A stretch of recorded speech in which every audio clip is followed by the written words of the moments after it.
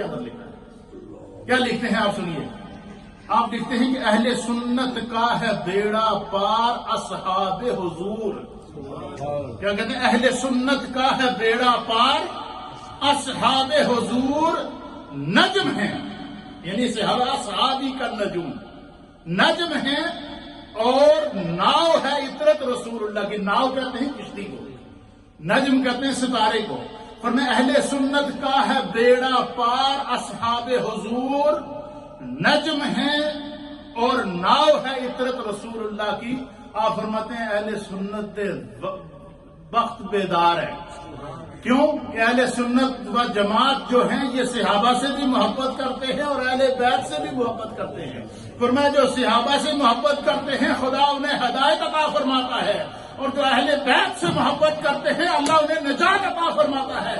اور آپ فرماتے ہیں اہل سنت کا یہ خاصہ ہے کہ وہ اللہ کے انبیاء سے بھی محبت کرتے ہیں، وہ صحابہ سے بھی محبت کرتے ہیں، وہ رسول اللہ کی آل سے بھی محبت کرتے ہیں، وہ اللہ کے ہر نیک بندے سے محبت کرتے ہیں. تو میں جب ہمارے خمیر میں ہے ہی اہل اللہ سے محبت کرنا، اولیاء اللہ سے محبت کرنا، ائمہ دین متین سے محبت کرنا، صحابہ اکرام سے محبت کرنا، اہل بیت اطہار سے محبت کرنا، فرمایا یہ اہل سنت کا عقیدہ ہے. تو فرمایا جب اہل سنت کا عقیدہ ہے ہی محبت ہے تو پھر کیا ہمیں اعزاز ملے گا. اہل سنت کا ہے بیڑا پار اصحاب حضور نجم ہے اور ناؤ ہے عطرت رسول اللہ کی. ایک اور حدیث آخری، حضرت جابر نے اس حدیث کو روایت کیا ہے اور اس کو امام مسلم نے صحیح مسلم کے اندر نقل فرمایا. حضرت جابر فرماتے ہیں کہ نبی اکرم صلی اللہ تعالی علیہ وسلم سے جب کسی چیز کا سوال کیا جاتا نا، انہیں حضور کی سخاوت کو بیان کرتے ہیں. حضرت جابر کہتے ہیں کہ جب بھی کسی نے حضور سے کسی چیز کا سوال کیا تو ہم نے کبھی سرکار کی زبان پر نہ نہیں سنا. حضور نے یہ نہیں کہا کہ یہ نہیں ایسا نہیں کر سکتا، یہ مجھے ضرورت ہے. حتیٰ کہ یہاں تک آیا کہ حضور علیہ السلام کے پاس یمن سے کسی نے انتہائی خوبصورت بنی ہوئی اون کی بنی ہوئی چادر دیکھی، اور وہ چادر رکھ کر جیسے سرکار پہلی دفعہ اندر سے باہر آئے تو کسی صحابی نے کہا کہ یا رسول اللہ بڑی پیاری چادر ہے، مجھے بڑی چنگی لگتی ہے. حضور نے یہ نہیں فرمایا کہ ایک ہی چادر ہے یمن سے آئی ہے، حضور نے اس کو اتارا اور ان کے جابر کہتے ہیں کہ ہم نے سرکار کی زبان پر کبھی لفظ نہ نہیں سنا کہ حضور سے کسی نے کچھ مانگا ہو اور حضور نے عطا نہ کیا ہو. کیونکہ سرکار نے پہلے ہی کہہ دیا کہ رب ہے موتی، یہ ہے قاسم، رزق اس کا ہے، کھلاتے یہ ہیں. اور فرمایا کہ اللہ عطا کرنے والا ہے اور میں مصطفیٰ تقسیم کرنے والا ہوں.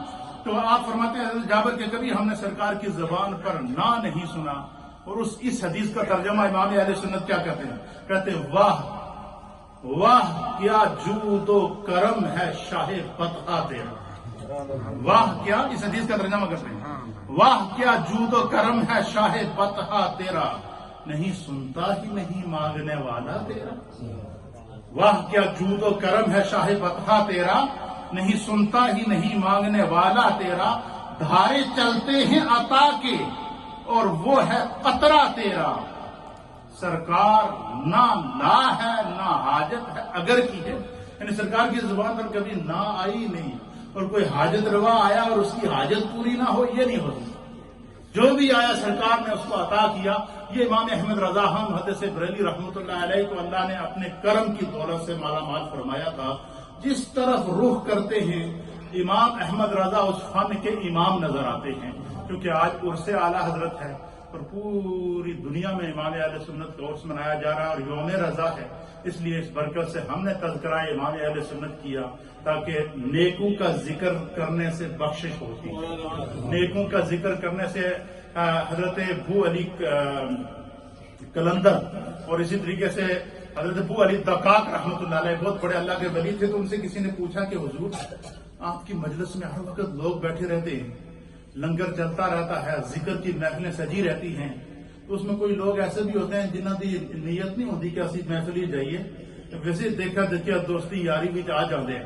آپ نے فرمایا، کسی نے سوال کیا کہ جس بندے کی ثواب کی نیت نہ بھی ہو وہ بھی اگر اولیاء اللہ کی محفل میں آئے تو اسے کوئی فائدہ پہنچتا ہے یا کہ نہیں؟ حضرت ابو علی دقاق نے فرمایا کہ اسے 3 فائدے پہنچتے. جس کی نیت نہ ہو اس کو 3 فائدے پہنچتے، جس کی نیت اس کا کیا عالم ہوگا. آپ نے فرمایا جس کی نیت نہ بھی ہو ثواب کی اسے پھر بھی فائدہ پہنچتا ہے. اس کا فرمایا اس کا پہلا فائدہ کیا پہنچتا ہے؟ فرمایا اگر اس کا دل سخت ہوگا تو خدا کے ذکر کی برکت سے، ولی اللہ کی مجلس کی برکت سے اللہ اس کا دل نرم کر دے گا، پہلا فائدہ۔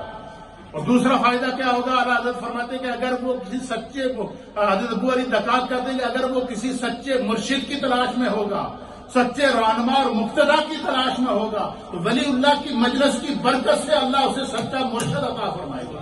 اور تیسرا فائدہ اس کو کیا ہوگا؟ فرمایا اس کو مرنے سے پہلے اللہ تعالیٰ ایسا نرم دل عطا فرمائے کہ مرنے سے پہلے اس کی توبہ قبول ہو جائے۔ اس لیے یہ اہل اللہ کی مجلس میں ان کا ذکر کرنا، ان کی تعلیمات کو بیان کرنا، یہ راحت کا ذریعہ ہے۔ اسی لیے کہتے ہیں کہ جس کا کوئی مرشد نہ ہو اس کا مرشد داتا صاحب کی کشف المحجوب ہے۔ داتا صاحب کے ہاتھوں کی لکھی ہوئی کتاب اس کا مرشد ہے۔ اگر بندہ کشف المحجوب کو پڑھ لے اللہ اس کو ہدایت عطا فرما دے گا۔ اللہ تعالی ہمیں اہل اللہ اور پاکان امت کے مرتبے کو سمجھنے کی توفیق دے۔